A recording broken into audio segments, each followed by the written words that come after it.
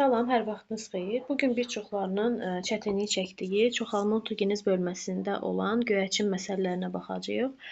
Demək, çoxalma otogenez bölməsində 2025-ci il DIM test toplusunda 130-cu məsələyə baxaq. Göyərçinin yumurtalığının yetişmə zonasına daxil olmuş hüceyrənin sayını verib.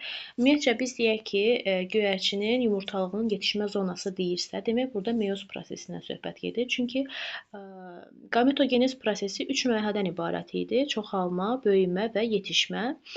Və yetişmə mərhələsində meyoz prosesi gedirdi. O zaman meyoz zamanı bir hüceyrədən 4 hüceyrə meyoz zamanı bir hüceyrədən 4 hüceyrə yaranırsa, bəs 40 hüceyrə daxil olubsa yetişmə zonası neçə hüceyrə yaranar? Biz tapdıq ki, burada 160 dənə hüceyrə yaranmış oldu. Və göyərçin dediyinə görə, demək burada ovogenez prosesindən söhbət gedir və biz bilirik ki, ovogenez prosesində bir hüceyrədən 4 ədəd hüceyrə yaranmış olur. Hansı ki, bunun biri yumurta hüceyrədir, yəni qametdir, mayalanmada iştirak edir. Digərləri isə yönəldici cisimdir. Yəni bunlar mayalanma prosesində iştirak etmirlər. Yəni mayalanmada 4-dən biri iştirak etmiş olacaq.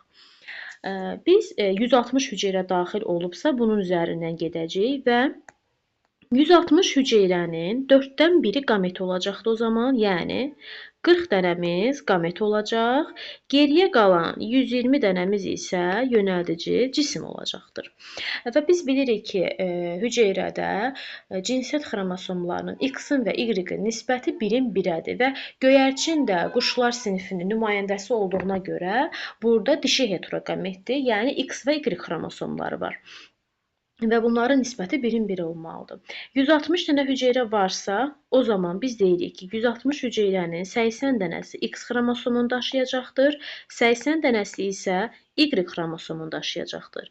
Və məsələ həllində bizə deyir ki, əmələ gələn bütün qametlərdə X cinsiyyət xromosomlarının sayı 10-dur.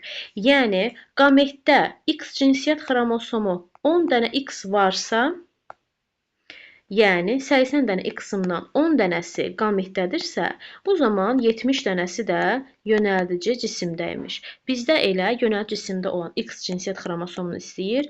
Bunun cavabı olacaq 70. Elə bunun üzərindən 131-ci sualı da izah edeyim. 131-ci sualda isə deyir, əmələ gəlmiş bütün qametlərdəki Y cinsiyyət xromosomunun sayı 30-dur. Yəni, Y cinsiyyət xromosomlarında 30 dənəsi qametdədirsə, geriyə qalır 40 dənə Y də yönəldici cisimdəymiş.